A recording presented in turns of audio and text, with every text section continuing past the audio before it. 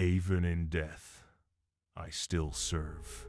These words echo through the hallowed halls of every Space Marine chapter, embodying one of the most profound and terrifying aspects of service to the God Emperor of mankind.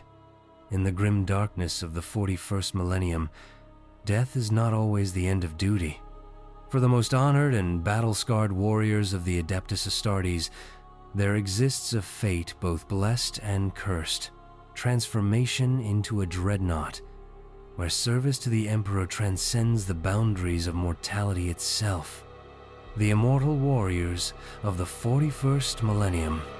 Dreadnoughts stand as living monuments to the Imperium's greatest heroes, towering war machines that house the barely living remains of Space Marines who have given everything in service to humanity.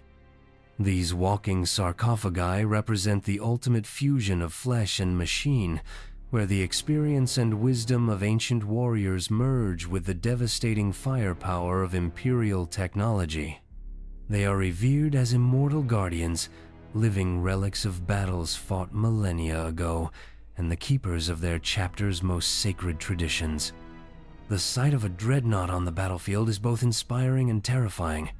Standing 3 times the height of a normal Space Marine, these mechanical giants stride through enemy fire with the confidence of warriors who have already died once and found themselves wanting to continue the fight. Their very presence on the battlefield serves as a reminder that in the service of the Emperor, not even death can release a warrior from his sacred duty. The path to mechanical immortality.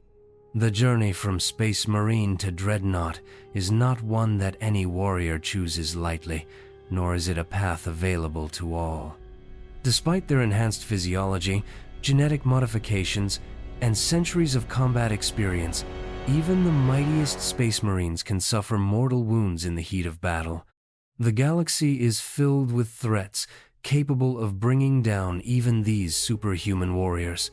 The chittering hordes of Tyranids, the demonic legions of chaos, the technological might of the Necrons, and countless other Xenos abominations.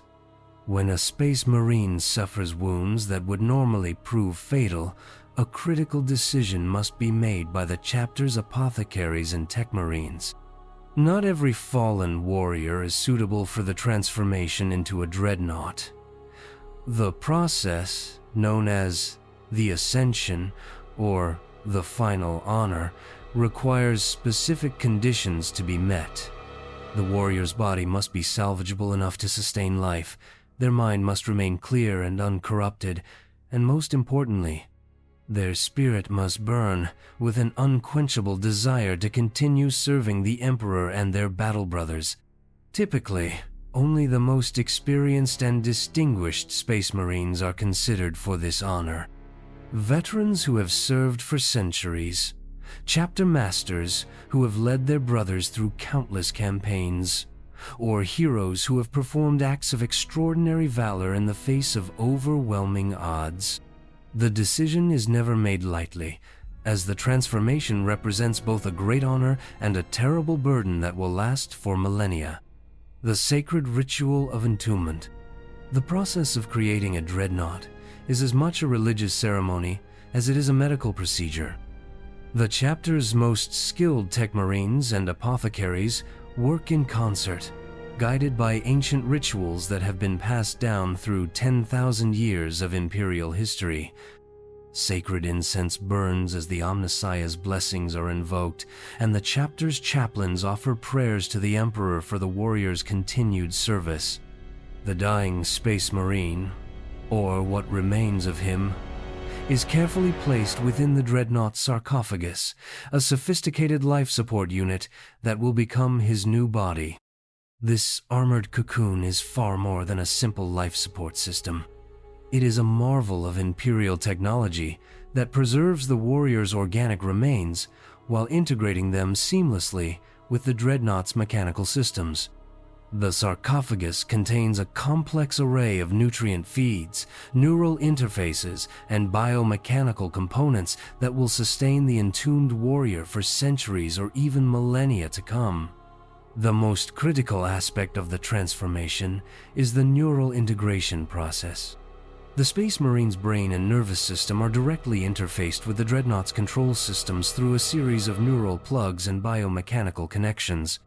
This allows the warrior to control his new mechanical body as naturally as he once controlled his organic form, though the sensation is described by those who have undergone the process as profoundly alien and disturbing. The agony of rebirth. Perhaps the most horrifying aspect of the Dreadnought transformation is that it is performed without any form of anesthesia or pain relief. This is not due to any sadistic impulse on the part of the Tech Marines, but rather a sacred necessity. The pain serves multiple purposes. It keeps the warrior's mind sharp and focused during the delicate neural integration process. It serves as a test of the warrior's dedication and willpower, and it ensures that the transition from flesh to machine is marked by the same suffering that has defined the warrior's service to the Emperor. The agony experienced during the transformation is said to be beyond human comprehension, as organic systems are replaced or augmented with mechanical ones, as neural pathways are rerouted through adamantium conduits, and as the warrior's consciousness is forcibly expanded to encompass his new mechanical form, the pain becomes a constant companion that will never truly leave. Many of the entombed warriors describe the sensation as being simultaneously burned alive and frozen solid, while having every nerve ending exposed to raw electrical current. This eternal suffering serves as a reminder of the sacrifice made in the Emperor's name. The pain becomes a form of meditation, a constant prayer offered up to the Golden Throne. It is said that the most ancient Dreadnoughts have learned to transform their agony into a weapon, channeling their suffering into an implacable hatred for the enemies of mankind. Life within the Iron Tomb. The psychological transformation that accompanies becoming a Dreadnought is perhaps even more profound than the physical changes. The warrior must adapt to existence within what is essentially a walking tomb, cut off from many of the sensations that defined their previous existence.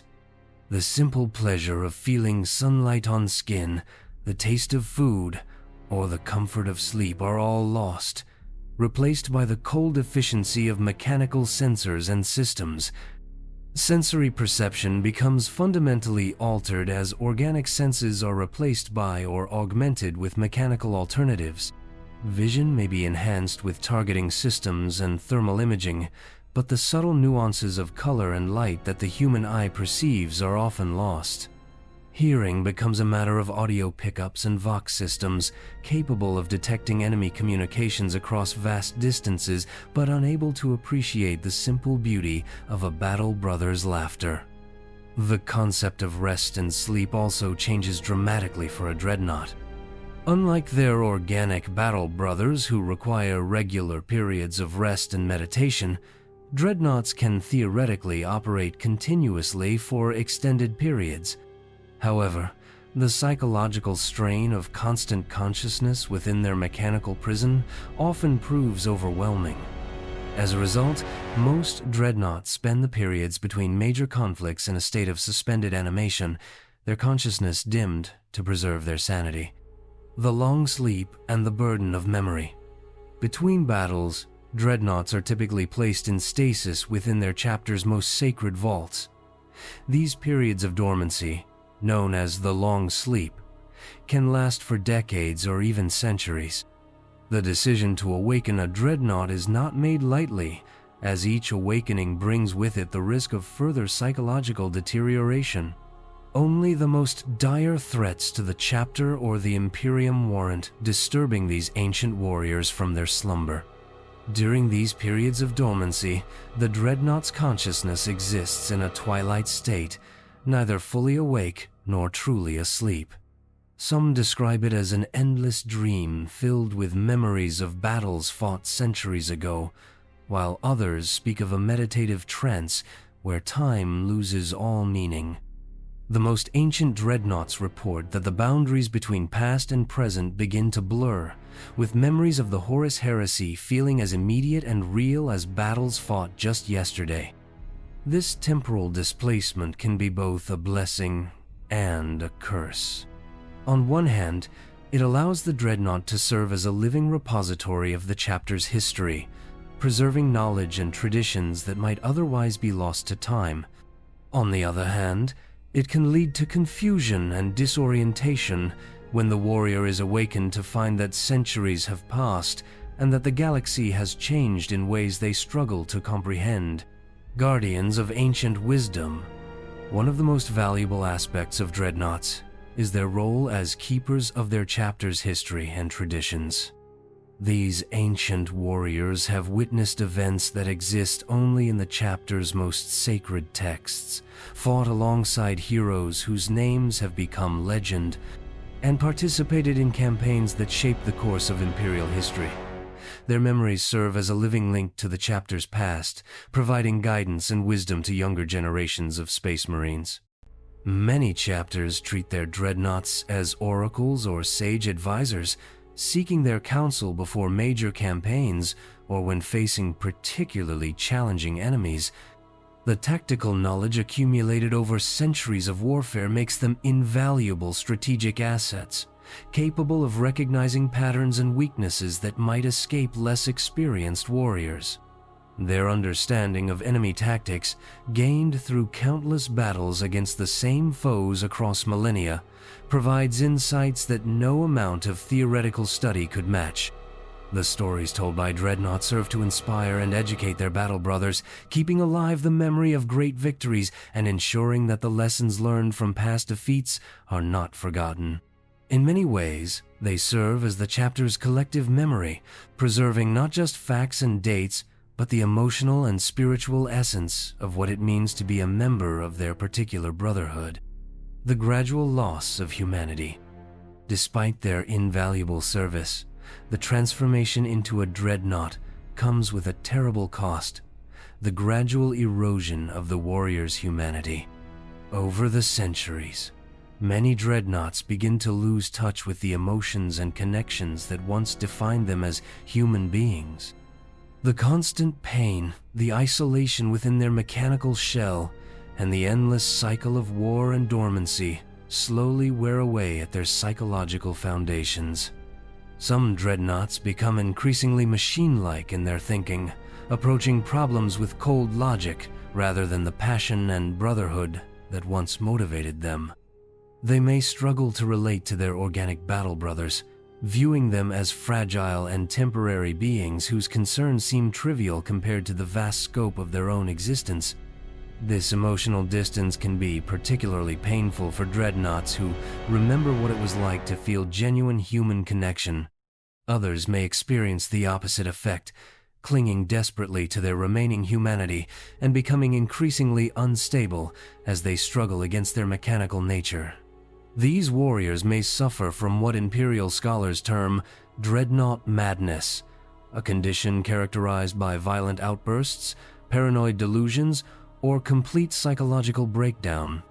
In the most severe cases, such Dreadnoughts may need to be permanently deactivated for the safety of their battle brothers. The eternal vigil. The fate of a Dreadnought is to serve until their mechanical body finally fails or until they are destroyed in battle. Unlike organic Space Marines who may eventually retire to advisory roles or find peace in death, Dreadnoughts are condemned to an existence of eternal warfare. They are living weapons, kept in reserve for the chapter's darkest hours and awakened only when their particular skills and experience are desperately needed. This endless cycle of war, sleep, and awakening creates a unique form of existence that is neither truly alive nor completely dead. Dreadnoughts exist in a liminal space between mortality and immortality, serving as bridges between the chapter's past and its future. They are simultaneously the most honored and the most pitied members of their brotherhood, revered for their sacrifice while mourned for what they have lost. The knowledge that their service will never truly end weighs heavily on many Dreadnoughts. While organic Space Marines can at least hope for an honorable death in battle, Dreadnoughts face the prospect of centuries or millennia of continued existence within their mechanical prison. This realization can lead to a form of existential despair that is unique to these ancient warriors, a burden that they must bear in addition to their physical suffering. Sacred relics of the chapter. Within their chapters, dreadnoughts are treated with a reverence that borders on worship. They are seen as living saints, sacred relics that embody the chapter's highest ideals and greatest sacrifices. Their very presence serves as a reminder of the price of service to the Emperor and the lengths to which a true Space Marine will go in defense of humanity. The maintenance and care of dreadnoughts is considered one of the most sacred duties within a chapter. Tech Marines spend countless hours ensuring that these ancient warriors remain in perfect working condition, treating each repair and upgrade as a religious ritual. The sarcophagus that houses the warrior's remains is often decorated with sacred texts, purity seals, and relics from the dreadnought's previous life as an organic space marine. Many chapters have specific ceremonies and traditions surrounding their dreadnoughts. Some hold vigils when a dreadnought is placed in stasis, while others perform elaborate awakening rituals when these ancient warriors are called back to service. The words and wisdom of dreadnoughts are often recorded and preserved as sacred texts, adding to the chapter's store of knowledge and tradition. The ultimate sacrifice. The transformation into a dreadnought represents the ultimate expression of a Space Marine's dedication to the Emperor and to humanity. It is a sacrifice that goes beyond mere death, condemning the warrior to an existence of eternal service and suffering. Yet for those who undergo this transformation, it is seen not as a curse, but as the highest honor that can be bestowed upon a servant of the Imperium. In choosing to become a dreadnought, a Space Marine accepts that they will never again know peace, comfort, or rest in any meaningful sense. They surrender their humanity piece by piece, trading their organic existence for the chance to continue serving the Emperor for centuries or millennia to come. It is a bargain made not out of fear of death, but out of an unshakable conviction that their duty transcends their individual existence. This sacrifice resonates throughout the chapter and serves as an inspiration to younger Space Marines. The sight of a dreadnought in battle, still fighting despite having already given everything in service to the Emperor, reminds all who witness it of the true meaning of duty and sacrifice. It demonstrates that service to the Emperor is not merely a job or even a calling, but a sacred covenant that transcends the boundaries of life and death. Conclusion. Between honor and torment. The existence of dreadnoughts within the Warhammer 40 Zero universe serves as a perfect encapsulation of the setting's central themes: the price of duty, the horror of eternal war, and the thin line between salvation and damnation. These ancient warriors embody both the nobility and the tragedy of the Space Marines, representing the ultimate expression of loyalty to the Emperor while simultaneously serving as a cautionary tale about the cost of such unwavering devotion. In many ways, dreadnoughts represent the logical extreme of the imperial creed that service to the Emperor is the highest calling of humanity. They are living proof that even death cannot release a true servant from their duty, that the bonds of loyalty forged in the fires of war transcend the boundaries of mortality itself. Yet this eternal service comes at a price that few can truly comprehend: an existence of perpetual suffering, isolation, and gradual loss of everything that once made them human. The transformation from Space Marine to Dreadnought is perhaps one of the most poignant examples of the grimdark nature of the 40 Honest Millennium. It takes heroes who have already sacrificed everything in service to humanity and asks them to sacrifice even more. It offers them immortality, but an immortality defined by pain and isolation. It grants them the power to continue fighting for the causes they believe in, but strips away much of what they were fighting to protect in the first place. For the chapters that field these ancient warriors, dreadnoughts serve multiple crucial functions. They are weapons of immense power, capable of turning the tide of battle through their combination of ancient wisdom and devastating firepower. They are repositories of knowledge and tradition, keeping alive the memory of battles fought millennia ago and ensuring that hard-won lessons are not lost to time. Most importantly, they are symbols of the chapter's values and dedication, living reminders of what it truly means to serve the Emperor without reservation. The reverence with which Dreadnoughts are treated within their chapters speaks to their unique position within Space Marine society. They are simultaneously the most honored and the most pitied members of their brotherhood. Their battle brothers look upon them with a mixture of awe, gratitude, and profound sadness. Awe for their sacrifice and continued service, gratitude for their protection and wisdom, and sadness for what they have lost and continue to endure. The psychological journey of a dreadnought is perhaps the most tragic aspect of their existence. Over the centuries, they must watch as their humanity slowly ebbs away, replaced by cold mechanical efficiency. They witness the rise and fall of countless generations of battle brothers, forming bonds only to watch them inevitably broken by death or the passage of time. They become increasingly isolated from the very humanity they have sworn to protect, viewing the world through sensors and cogitators rather than organic senses. Yet despite all of this suffering, most dreadnoughts continue to serve with unwavering dedication. Their pain becomes a form of prayer, their isolation a meditation on duty, and their mechanical existence a testament to the power of the human spirit to endure even the most extreme circumstances. They prove that true loyalty cannot be destroyed by physical transformation or the passage of time, that the bonds forged in service to the Emperor are stronger than flesh, stronger than death itself.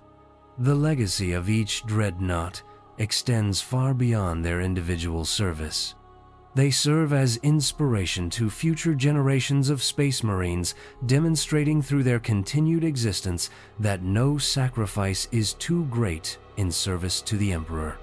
Their stories become legend, their words become doctrine, and their example becomes a standard against which all other acts of devotion are measured. In the end, dreadnoughts represent both the greatest triumph and the greatest tragedy of the Imperium of man. They are proof that human dedication and loyalty can overcome any obstacle, even death itself. Yet they are also a reminder of the terrible price that such dedication demands, and the question of whether any cause, no matter how noble, is worth such suffering. The existence of dreadnoughts forces us to confront uncomfortable questions about duty, sacrifice, and the nature of service itself. At what point does devotion become obsession? When does sacrifice become self-destruction? How much of one's humanity can be surrendered before the very thing being protected is lost? These are questions that the dreadnoughts themselves grapple with during their long centuries of service, and they are questions that define much of what makes the Warhammer 40,000 universe so compelling and disturbing. For those who seek to understand the true nature of the Space Marines and the Imperium they serve, the Dreadnoughts provide perhaps the clearest window into both the nobility and the horror of this dark future. They are heroes and victims, saviors and prisoners, immortal guardians trapped within tombs of their own making.